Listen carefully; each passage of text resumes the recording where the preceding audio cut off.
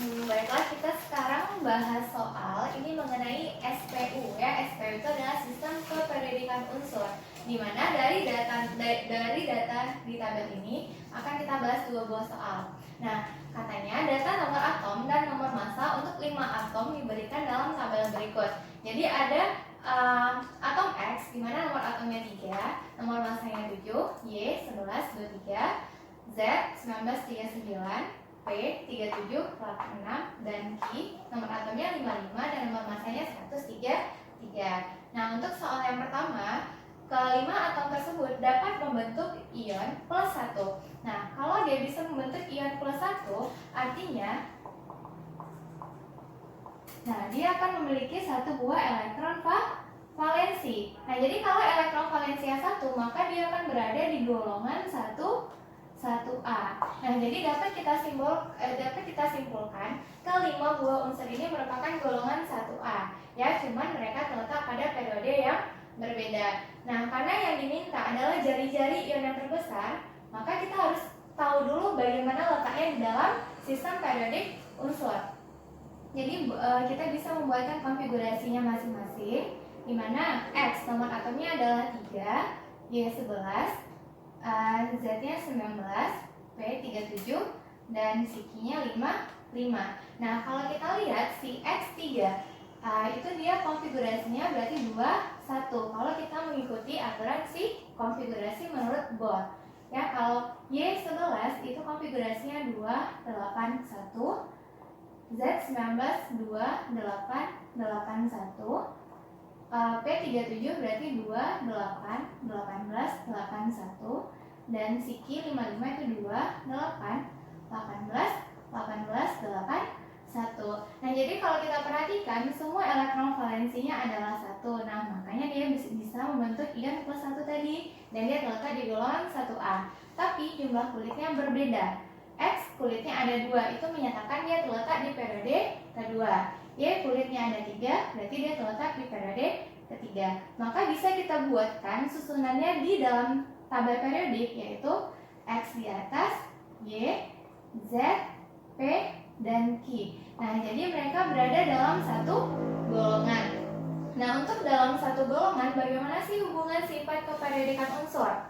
Jadi, kalau dia dari kanan ke kiri dan dari atas ke bawah, itu jari-jari atomnya akan semakin besar.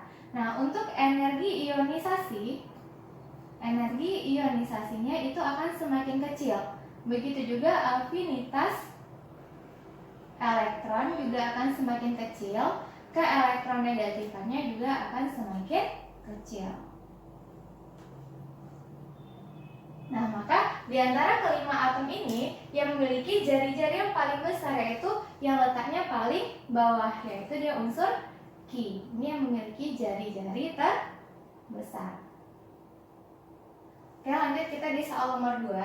Unsur pada tabel di atas yang membentuk garam klorida paling lemah. Nah, jadi ketika unsur ini membentuk garam klorida, itu artinya dia membentuk ikatan ion.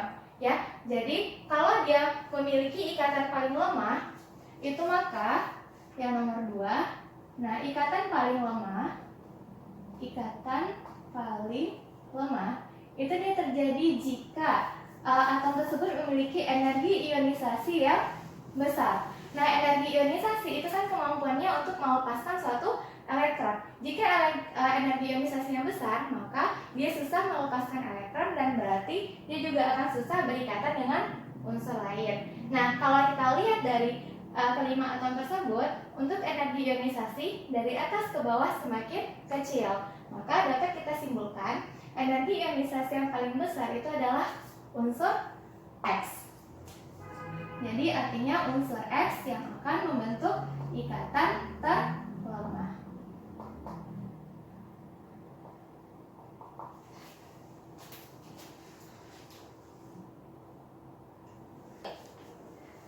Nah, kita masuk di soal yang ketiga, itu dia mengenai ikatan kimia. Nah, di mana soalnya molekul PCl3 mempunyai 4 domain pasangan elektron di sekitar atom pusat P dengan 1 domain berupa pasangan elektron bebas. yang tidak berikatan. Geometri molekul PCl3 adalah, nah, jadi di sini dia dikatakan ada 4 domain pasangan elektron ya. Domainnya ada 4, artinya ini adalah total antara PEI pasangan elektron ikatan dan yang ditambah dengan pasangan elektron yang bebas. Nah, jadi katanya satu domain berupa pasangan elektron bebas yang tidak berikatan. Nah, artinya ada satu buah PEB 1. Nah, maka jika domain elektronnya 4 dan pasangan elektron bebasnya adalah 1, dari jumlah PEI berarti kita kurangkan aja 4 dikurang 1 berarti dia adalah 3. Nah, maka bisa kita buat tipe molekul. Tipe molekul dari soal ini yaitu A, di mana X ini menyatakan jumlah PEI. PEI-nya ada 3 berarti AX 3. Dan E ini adalah menyatakan jumlah PEB. PEB-nya adalah 1 berarti E-nya ada 1 atau ya tidak usah kita buatkan. Nah, tipe molekulnya AX3E dan ini namanya adalah segitiga piramida. Oke, lanjut kita di soal yang nomor 4. Nah, di soal nomor 4 katanya perhatikan struktur senyawa berikut. Nah, ini merupakan salah satu bubus di mana ini merupakan senyawa keton ya. Nah, di mana katanya orbital hibrida yang digunakan oleh atom C, nomor atomnya 6 untuk berikatan dengan O adalah. Nah, dari yang struktur senyawa ini sebenarnya di setiap sudut di sini ada atom C dan di sini juga ada atom C juga. Nah, berarti boleh kita jabarkan struktur senyawanya menjadi CH3.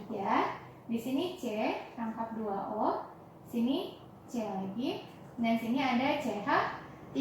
Jadi yang ditanya adalah hibridisasi untuk atom C yang mengikat si O, berarti C ini yang ditanya. Nah, kalau untuk orbital hibrida itu kan yang pertama dia ada, kalau hibridisasinya sp, S dan P, berarti itu namanya adalah linear. Kalau hibridisasinya sp2 itu namanya adalah trigonal planar.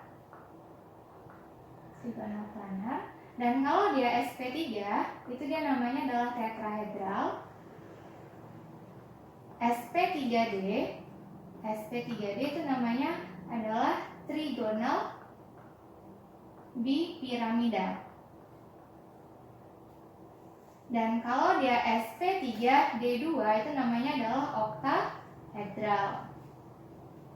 Nah, jadi kalau kita lihat sp artinya hibridisasinya tuh ada 2 buah ikatan ya. Kalau di sini sp2 berarti orbital s1, p-nya ada 2, berarti ini jumlah domainnya adalah 3, yang di atas adalah 2. Nah, kalau yang di sp3 s ada 1, p-nya ada 3, berarti ini domain elektronnya nanti adalah 4. sp3d itu domain elektronnya adalah 5 dan sp3d2 itu domain elektronnya adalah 6.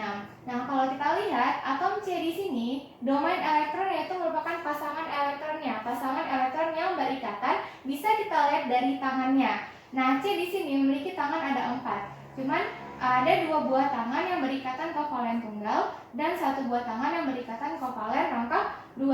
Jadi kita hitung berapa jumlah ikatannya, ada 1, 2, dan ini dihitung 1 ya. Berarti ada 3. Maka kalau dia ada 3, domain elektron hibridisasinya adalah trigonal planar.